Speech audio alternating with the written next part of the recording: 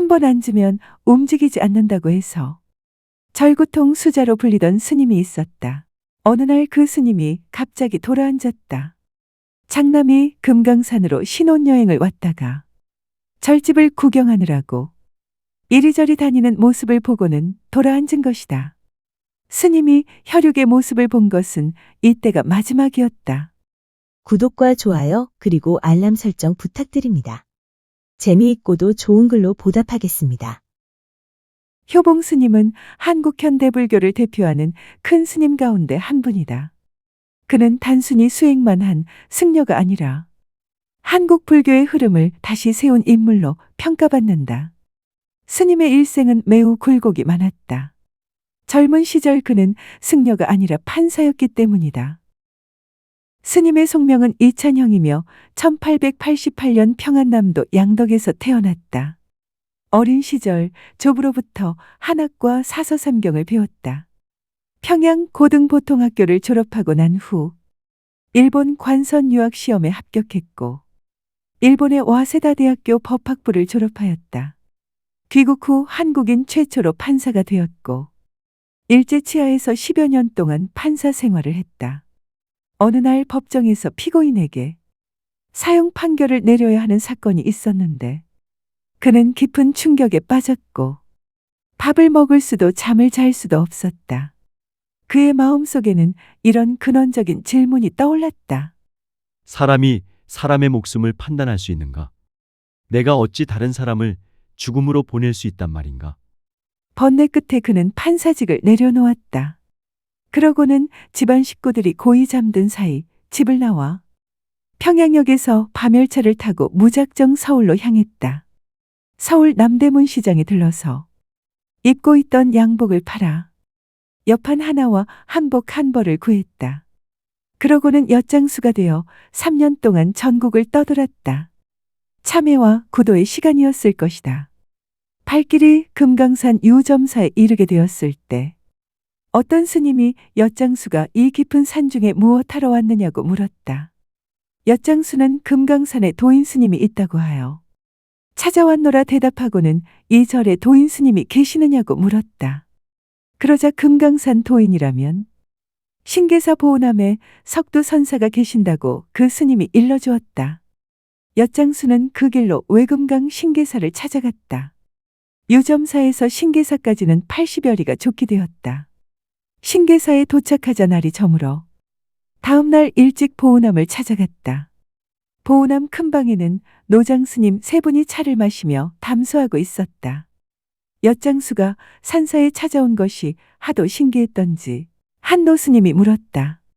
이 깊은 산골에 무엇하러 왔는가?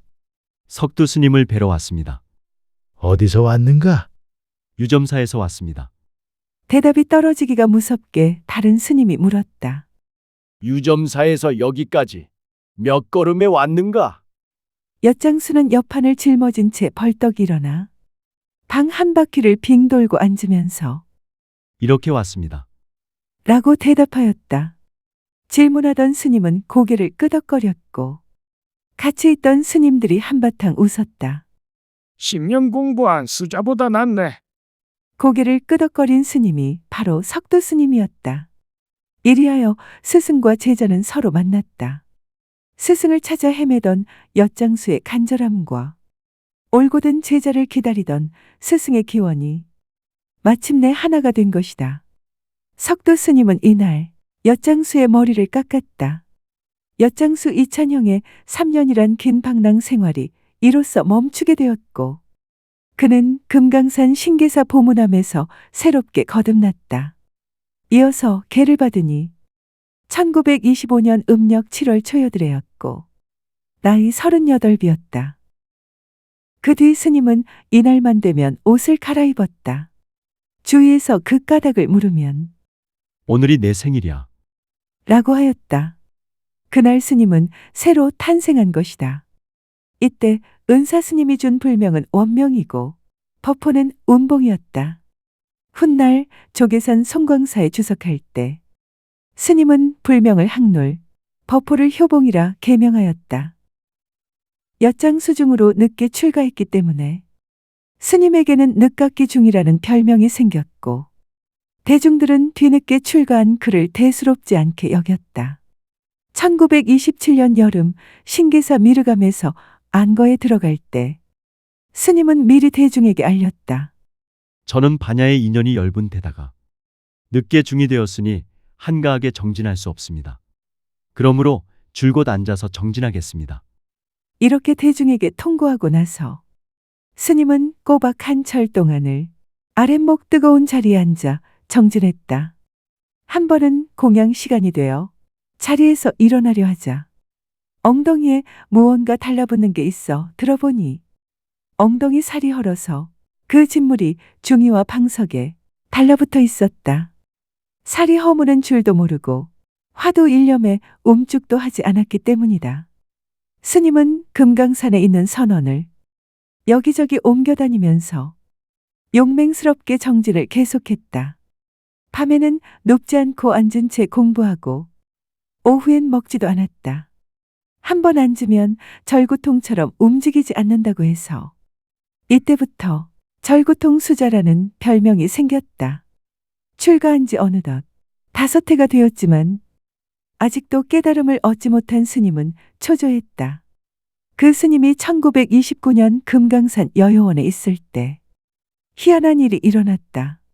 선방에서 정진하던 스님이 갑자기 돌아앉은 것이다. 한 번도 없던 일이므로 대중들은 그 사실을 두고 궁금히 여겼다. 뒤에 알려진 일이다.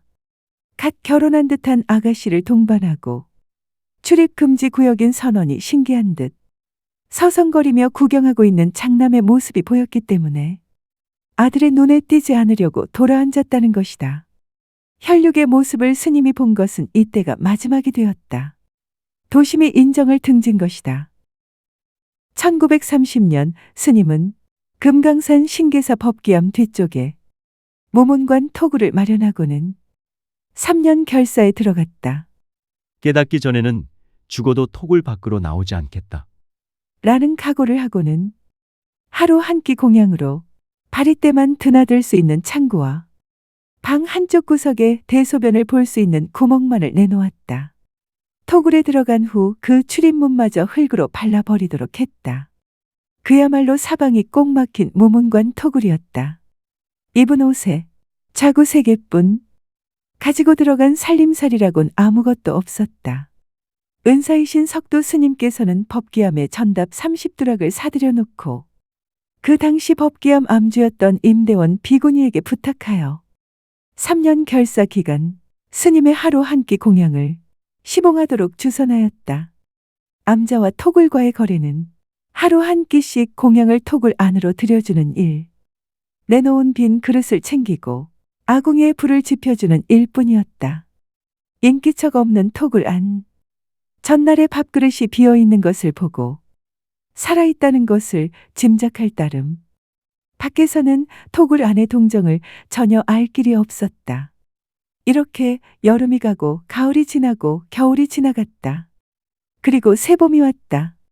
하루는 임대원 비구니가 공양을 가지고 갔다가 그 전날 놓아둔 공양이 그대로 있는 것을 보고 깜짝 놀랐다.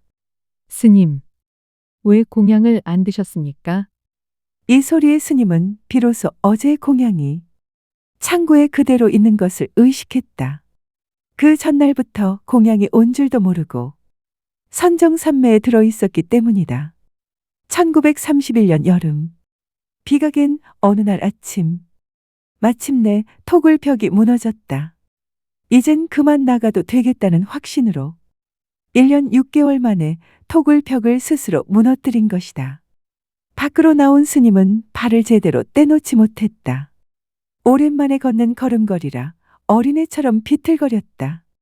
1년 반 동안 자란 텁스룩한 머리와 바싹 여인 몸은 무어라 형용할 수 없었다. 그러나 그동안 세수 한 번 하지 않았는데도 얼굴만은 환하게 빛나고 있었다. 스님이 오도송을 읊었다. 해저연소 녹포난 바다 밑 제비집에 사슴이 알을 품고 화중주실 어전다.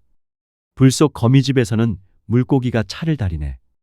차가 소식 수능식. 이 소식을 누가 알겠는가? 백운섭이 월동주. 흰 구름은 서쪽으로 가고 달은 동쪽으로 달린다. 위의 개송은 상식으로는 이해되지 않는다. 그러나 깨달음의 세계는 옳고 그름, 가능과 불가능, 너와 나를 뛰어넘는 자유로운 자리이고 서로 경지가 다르고 차원이 다르니 우리가 이해하지 못하는 것은 당연하다. 스님은 45살 무렵 마침내 오랜 의심과 번뇌가 무너지는 체험을 한다. 이때 세상과 나를 가르던 벽이 허물어지고 삶과 죽음조차 둘이 아니라는 깊은 통찰을 얻었다고 전해진다. 늦게 출가했지만 누구보다 절실했기에 누구보다 빠르게 도달한 셈이었다. 스님은 출가한 뒤 자신의 과거를 조금도 내비치지 않았다. 조실부모하고 의지할 데 없어 엿장수로 떠돌다가 입산한 엿장수 중이라고 자처했다. 집을 나온 지 7년째 되던 해, 유점사에 있던 시절, 점심 공양을 마치고 뜰을 거닐고 있을 때 뜻밖의 평양 법원에서 함께 지내던 일본인 판사를 만나게 되었다. 그는 깜짝 놀라 이게 어찌된 일이냐고 붙들고 늘어졌다.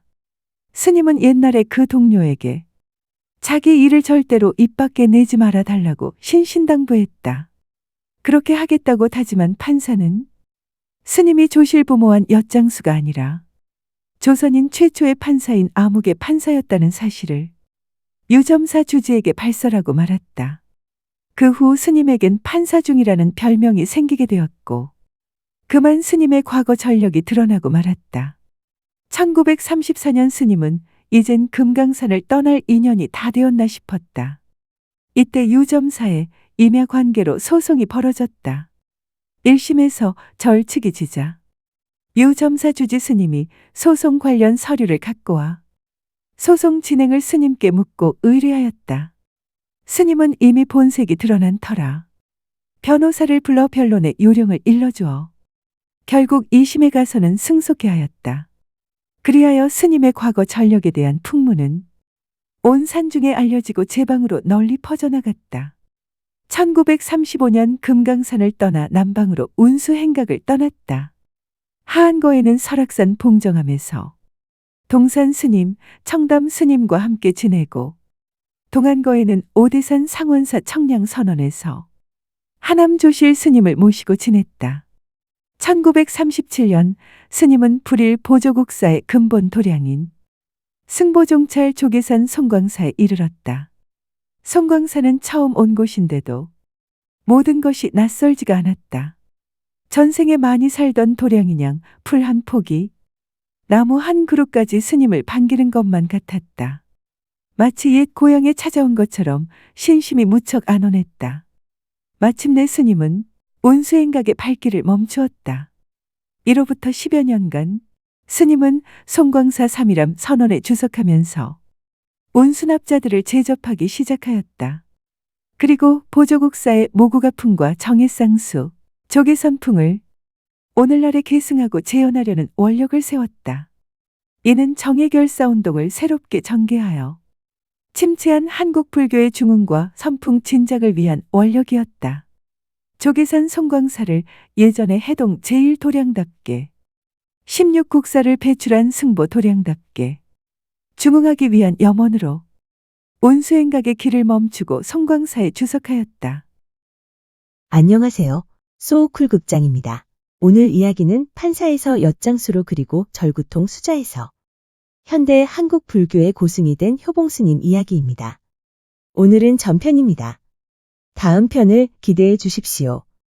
고맙습니다. 다음에 만날 때까지 건강하시기를 기원합니다.